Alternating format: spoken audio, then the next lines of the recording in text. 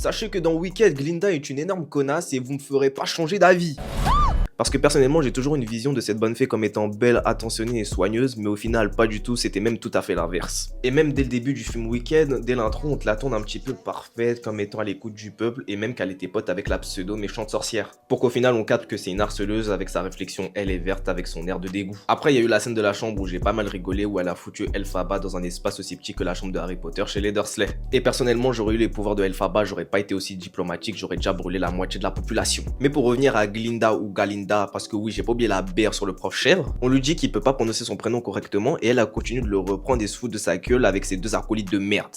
Puis là on arrive à son coup de maître, faut le dire, c'est quand elle donne le chapeau bien moche à Elphaba et là elle subit une grosse humiliation publique. Pour qu'au final elle arrête de l'harceler mais pas de bon cœur, mais juste parce que l'autre prof l'a pris en stage avec elle. Et cette même prof lui dit qu'elle a aucun talent. Et c'est donc ça les retombées de la vie et même encore à la fin avec le magicien d'Oz, il lui rend la monnaie de sa pièce. En l'appelant Belinda et elle continue de le sucer à perte. Donc oui, vous l'aurez compris, je déteste ce personnage au plus profond de mon âme et sachez qu'elle ressemble à quelqu'un que j'ai connu donc je la déteste encore plus. Et n'oublie pas, si t'es pas du même avec moi, c'est que t'aimes sûrement pas les noirs qui parlent de cinéma sur internet.